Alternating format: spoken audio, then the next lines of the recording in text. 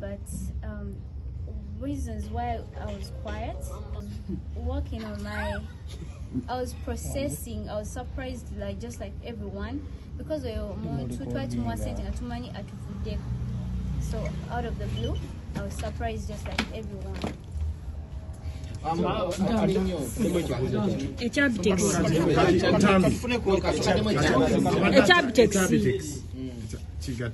Abtex ayagala kutwala mu mbuga z'amateeka babuuza ate kigenda gwotanya nteekateeka zo ne kampani eno eya General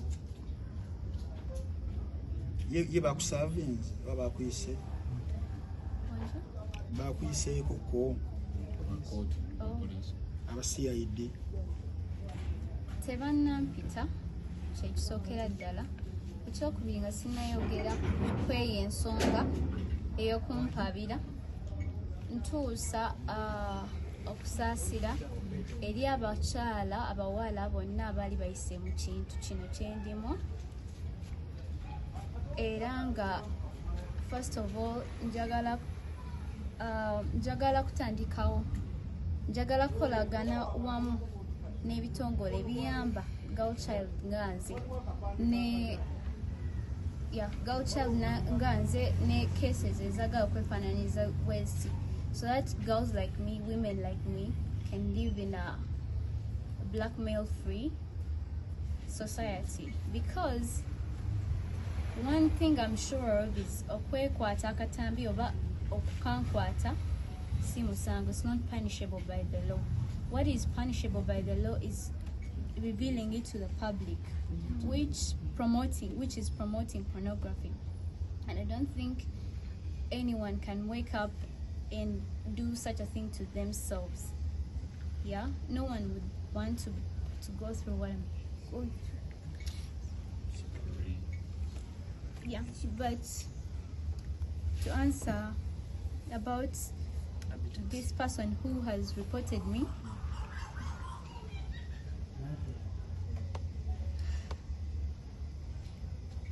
I believe he has sisters.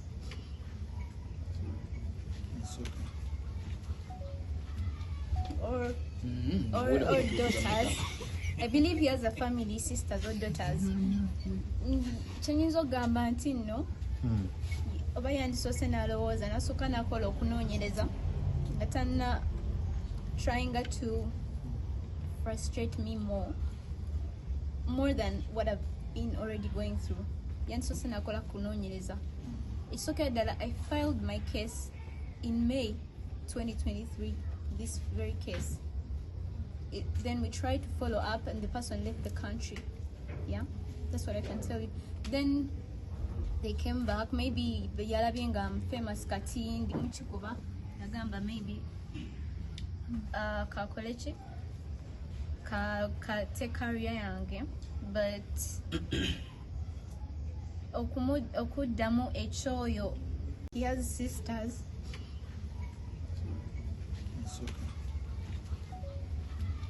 Or daughters. I believe he has a family, sisters or daughters. Chenyizo gamba nti no.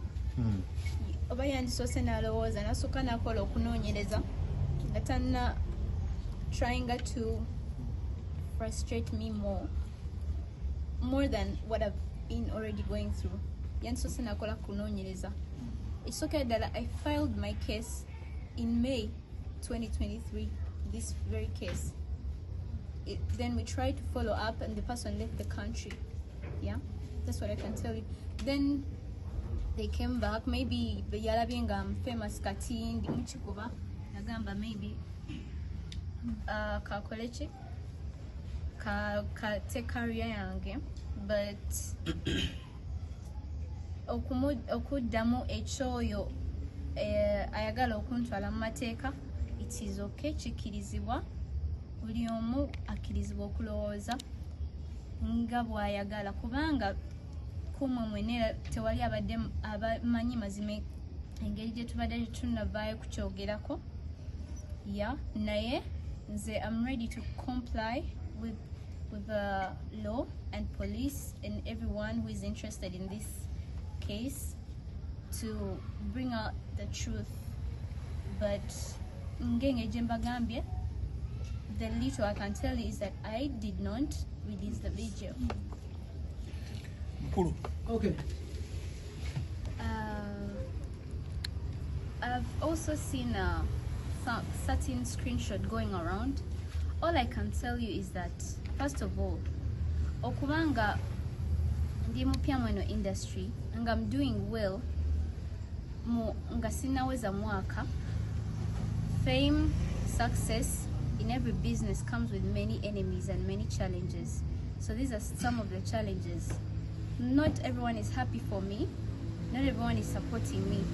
They want to see me go down. First of all, those screenshots that have been going around about money I charge for whatever is not true. It was made up, totally made up. That is one. Number two, ngabo kugambye si buli muntu supporting everyone in business. Bwoba oli mukola bulungi si buli muntu akusanyukirako, abantu baba bagakujja baba bakulwanyisa, so be bamu abo banwanyisa. Naye kyokuddamu ky'omuyimbi John Black management yamutuukirira ne bamubuuza n'agamba si ekiteekayo kubanga tulina wamu ne kolabo era tulina wamu enkolagana ennungi. Wabula oyo omuntu yakipostinga just muntu akwata Twitter naziteekawo blue tick like now creating ebintu kyakoyo ye content weye amukolera. Naye for as far as I know we are friends. Yavaayo naye nyonyako n'agamba si yeye. Ekibuuzo anyira ne managing director w'ekyokunywa kino omwami Kennedy Udeze okuva in Nigeria agenda okutubuulira ebirungi ebiri mu kyokunywa kino n'ebirala eby'amaanyi bye tuyinza okubeera nga tukimanyaako. So kyala tumbanjulidde Gloria Buggie omuyimbi waffe essaawa zino aliko mu ggwanga erya Uganda awatali kubeera nti no twewunza. Omuyimbi atrendinga era ne brand eno yalabye nti no mu ggwanga yonna Uganda tewali muyimbi mulala ayinza kubeera nga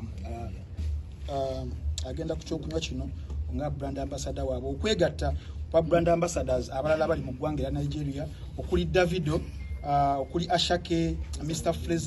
Flavor, Sean Kuti, Zlatan, KC, Kubana Chief Priest, Pokoli, Mr. Fane who is a comedian n'abalala bangi. So ne mu ggwanga erya Uganda naffe tuli ba mukisa okuba nti tufunye omuyimbi naffe afunye endorsement deal eyo, era olwaleero tugenda okumanya details eziri mu endorsement eyo, era ndowooza kibiri kyakuyiga eri abayimbi abalala nti music simwe tulina okuba nga tujja ssente mokka, wabula ne brands zino singa obeera w'amaanyi zisobola okubeera nga zijja on board okubeera nti no endorsinga products zaabwe. So press conference eno mainly yinza okubeera mu Luganda olw'aba YouTubers ne bannamawulire abaliwo n'abaprint n'abalala, wabula mukama waffe ono managing director w'ekyokunywa kyaffe the general ye ajja kubeera ayogera Luzungu, wabula tujja kusobola okubeera nga tubiza mu Luganda okumanyisa audience yaffe olunaku olwaleero.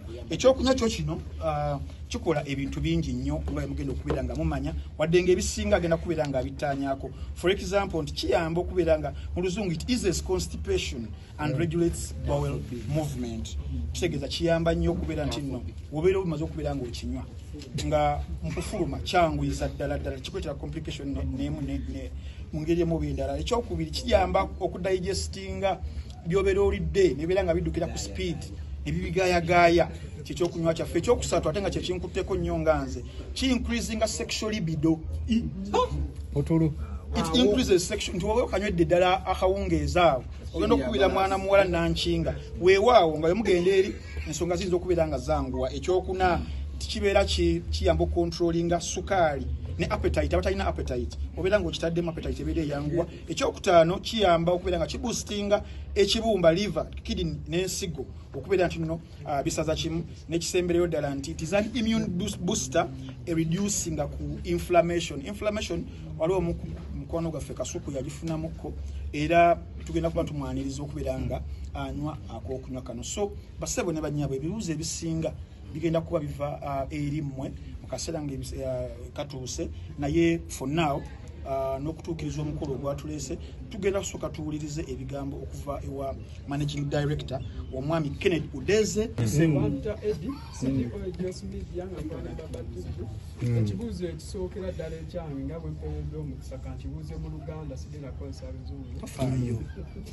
Ng'oggyeko music gloria osuubira abantu bano ng'oggyeko music gw'oyimba n'endabikaayo olowooza tewali birala bikutumbudde oba bisikiriza abakulu bano naddala engeri gy'otwendingamu kuba nti gwe bwe bawa omukisa guno? Thank you very much, everyone, for being here. Thank you for holding this press conference. To answer your question, Yes. we identified that Gloria Buggie is one of the fast-rising Ugandan artists with a lot of potential, if given the opportunity for her craft to be out there in the public. So after much search in Uganda, we looked at several male and female artists. We have a male artist as one of our brand ambassador, but we have been in search for a female artist whom we can use, who has the potential, who we could forecast her future and team up with her. Because you can see from our portfolio from Nigeria, we have Zlatan, we have Davido, we have Ashake, we have Poco Lee, and so many people. Shegun Kuti, which is the grandson of the famous Fela Kuti.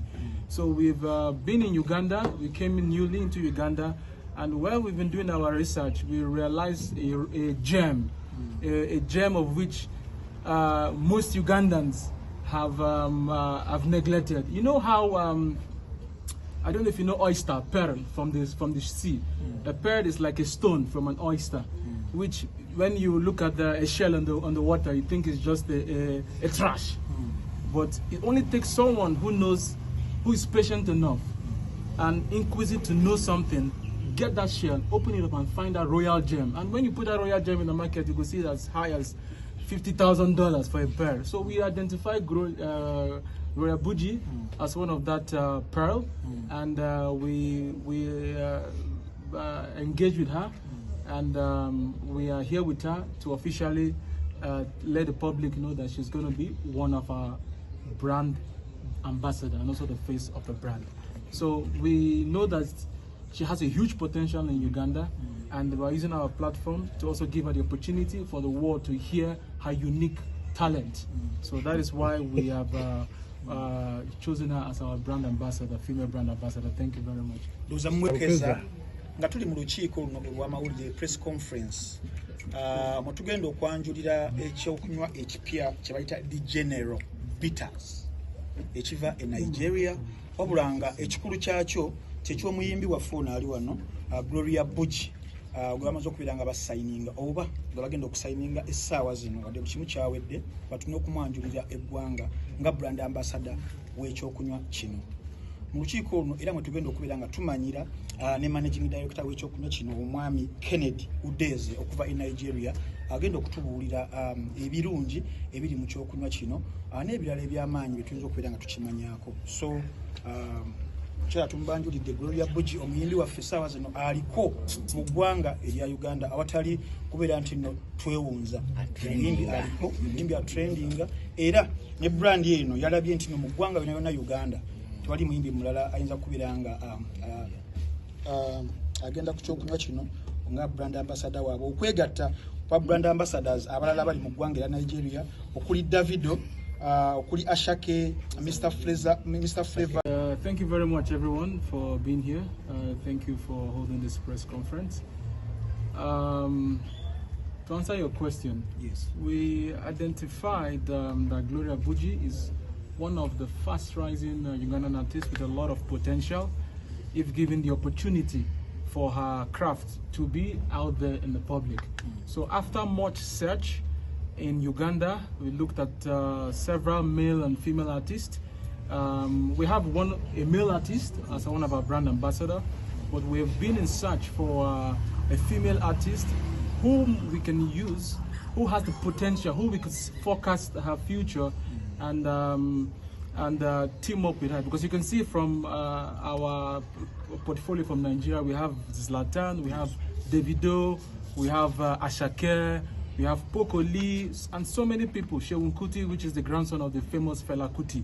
So we've been in Uganda. We came in newly into Uganda, and while we've been doing our research, we realized a gem of which most Ugandans have neglected. You know how I don't know if you know oyster, pearl from the sea. A pearl is like a stone from an oyster, which when you look at a shell on the water, you think it's just a trash. But it only takes someone who is patient enough and inquisitive to know something, get that shell, open it up and find that royal gem. And when you put that royal gem in the market, you can see it as high as $50,000 for a pearl. So we identify Gloria Buggie as one of that pearl, and we engage with her, and we are here with her to officially let the public know that she's going to be one of our brand ambassador and also the face of the brand. So we know that she has a huge potential in Uganda, and we're using our platform to also give her the opportunity for the world to hear her unique talent. So that is why we have chosen her as our brand ambassador, female brand ambassador. Thank you very much. Nga tuli mu lukiiko luno olw'amawulire press conference mutugenda okwanjulira ekyokunywa ekipya kye bayita the general bitters ekiva e Nigeria, wabula nga ekikulu kyakyo kyeky'omuyimbi waffe ono ali wano Gloria Buggie gwe bamaze okubeera nga basayininga oba nga bagenda okusayininga essaawa zino wadde kimu kyawedde batune okumwanjulira eggwanga nga brand ambassador w'ekyokunywa kino. Mu lukiiko luno era mwe tugenda okubeera nga tumanyira ne managing director w'ekyokunywa kino omwami Kennedy Udeze okuva e Nigeria agenda okutubuulira ebirungi ebiri mu kyokunywa kino n'ebirala eby'amaanyi bye tuyinza okubeera nga tukimanyaako. So kyala tumbanjulidde Gloria Buggie omuyimbi waffe essaawa zino aliko mu ggwanga erya Uganda awatali kubeera nti nno twewunza. Omuyimbi aliko, omuyimbi atrendinga, era ne brand eno yalabye nti no mu ggwanga yonna Uganda tewali muyimbi mulala ayinza kubeera nga agenda ku kyokunywa kino nga brand ambassador waabwe, okwegatta kwa brand ambassadors abalala bali mu ggwanga erya Nigeria okuli Davido, okuli Ashake, Mr. Flavor